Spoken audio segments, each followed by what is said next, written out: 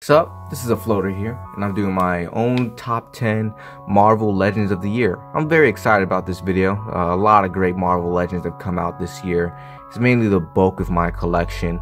Only bad part about this video is I feel like I may be a little too early because I'm still, there's still a couple figures I have in my mind. So this list may change, and if you want to see those changes, go to my Instagram. But this is the most updated list I have, and the 10th figure on this list, number 10, would be Jane Foster Thor from Love and Thunder. Reason why this figure is, let's get this figure up more personal. Reason why I guess I would have this figure so low is, one, it's an MCU figure, and there'll probably be one more MCU figure in this list, maybe like 2 in total. But that's the main reason why it's number 10. It's an MCU figure, and I don't really collect them all too much. I'm not a big fan of them. But when they do have certain figures that with a amazing design, which this Jane Foster Thor has an amazing design, very, very accurate to her comic appearance, just his own little MCU takes on it, with some, I guess, added lines, more added realistic detail, which I really like, but still has that classic comic look. Still has the skirt, the cape, even the helmet is very accurate. They did a lot of things with this character's design I was kind of surprised about, and at this time this figure came out, I really loved the arms, the double jointed arms. Just anything on female figures is just great to have, and to see that on a Thor figure, it's just great. Just, again, great detail, great head sculpt. It really looks like Natalie Portman underneath the head sculpt, for real. It looks very, very accurate.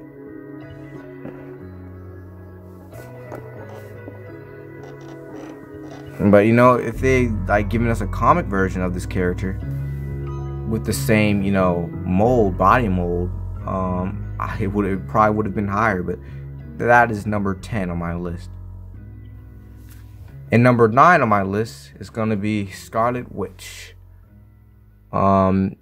Again, why it's so low, it's an MCU figure, but at the same time, I think they did a great job still keeping that classic comic, more modern design on Scarlet Witch while still doing their own thing with it.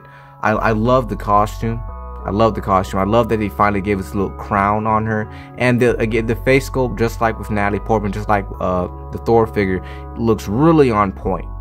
And yeah, there's maybe other companies that could do better, but for a retail brand, it looks really good. I was caught off guard by how accurate it looks. Only thing that could have made this figure better is double jointed elbows. That would have been really nice, but the sculpt is great. The detail in the costume itself is amazing. It's just a really fun figure to pose around with. All right, what were we on? 8? Number 8 on the top 10 list is Marvel Legends Retro Apocalypse. I just got this figure not too long ago, and this is my first and only Apocalypse I have in my collection. But for the most part, this is probably the one I wanted the most, and I'm not disappointed. Almost everything on this figure I generally really like. Maybe the articulation could have been better, but this is a more bigger body on from Marvel Legends, so that's kind of expected. But the paint scheme, purple and blue, I think really works on Apocalypse. It just looks right. It has the perfect amount of reuse from the original Apocalypse, mainly from the boots, I think the belt, but I could be wrong. And then there's a little bit of subtle differences that just makes it its own, and I really like that. I love the freaking gun hand. That just looks intimidating. It's very nice.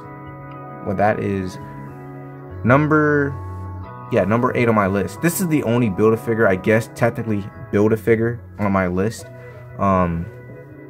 You probably won't see any more after this. Number 7 is going to be Marvel Legends Captain America. I forgot what special anniversary this is from. I think it's from the 60th, 80th. I forgot the freaking year. I'm gonna just say 70th year anniversary little line they did not too long ago.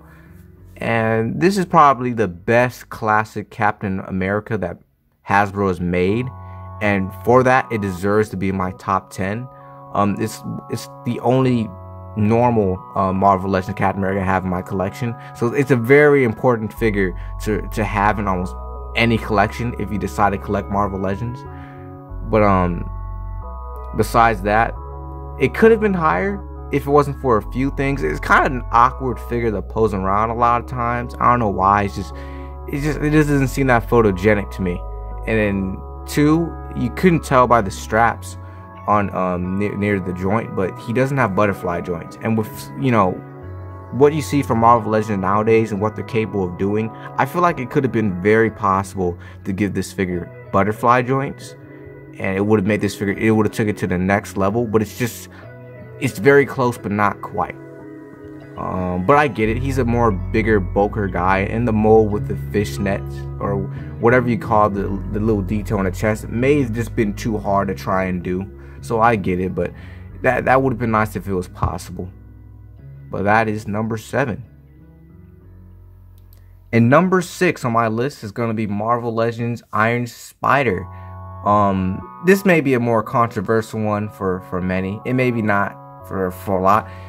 I just want to say, oh, and there goes one of my lights. Just died on me. This is a very photogenic figure. It may be because the paint, it has a shiny red paint. Even though it could have been shinier, it looks so nice on camera, and it's just hard not to take pictures of. And if it wasn't for the fact that we got a few other Spider-Man figures this year that kind of blew everything else out of the water, it probably would have been a lot higher on other people's list. If this figure came out maybe like 5-10 years ago, it would be a instant classic. Because the articulation's basically the same as the piece of Spidey. The same, actually. In my opinion, this is a better body mold than that piece of Spidey. I think it's very accurate. It's inconsistent when it comes to the red at some points throughout the figure, but overall, I just really enjoy posing this guy around, and just loved it. So that is number 6 on my list. And number 5 on my list is going to be Marvel Legends Venom from the Venom and Knoll 2-pack. For some others, they may not include this if you already have the original figure that came out in like 2020, 2021. But this is the first time I've gotten this mold, and I was blown away. For me, it's a great Venom to have, a great body mold. The size could definitely be different.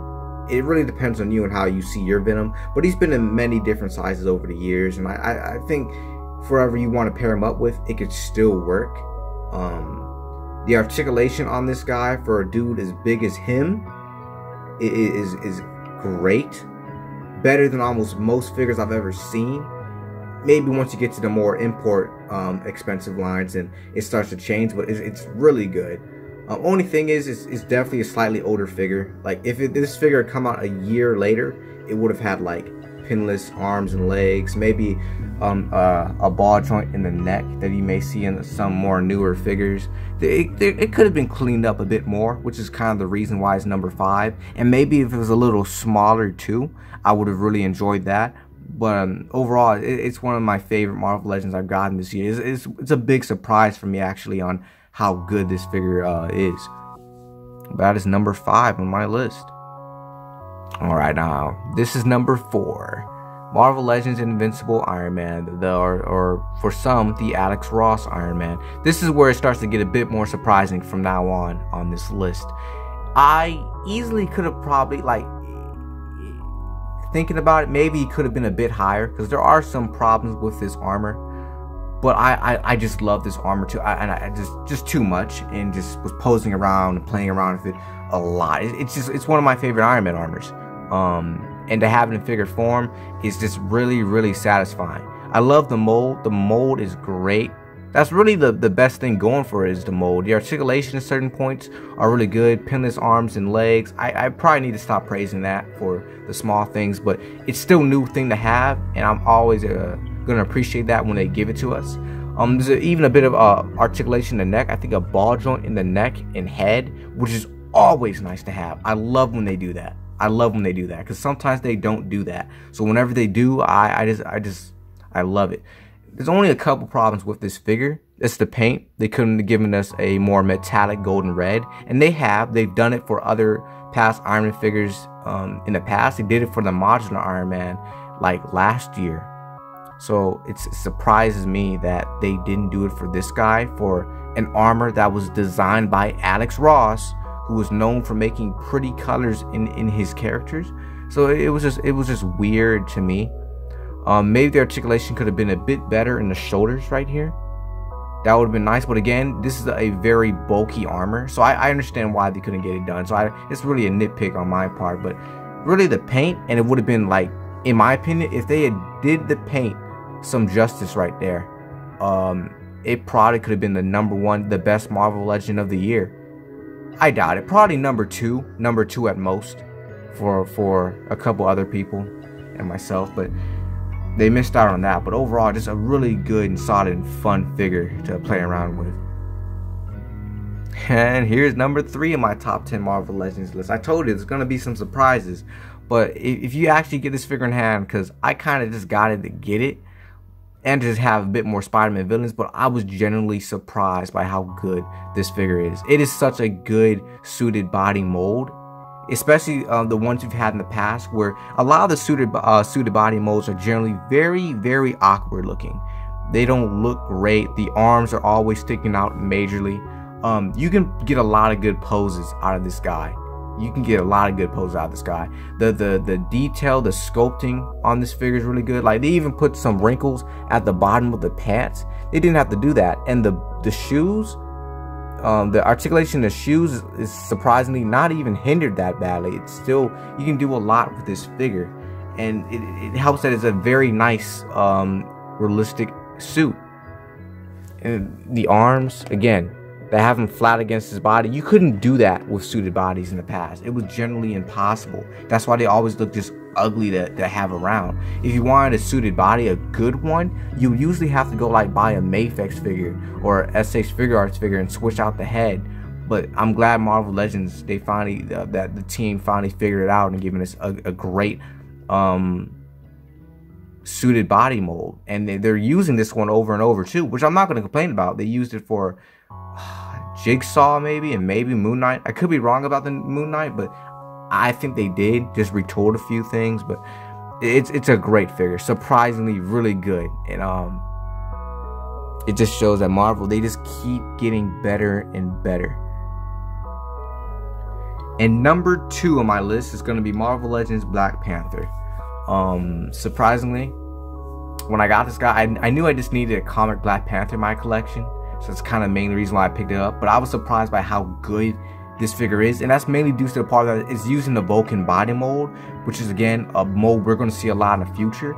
But I imagine not that many people are going to complain, because it's just overall a improved Bucky Cap mold in almost every way. It looks good. The articulation is really good. It's good to the point where you could put a Spider-Man.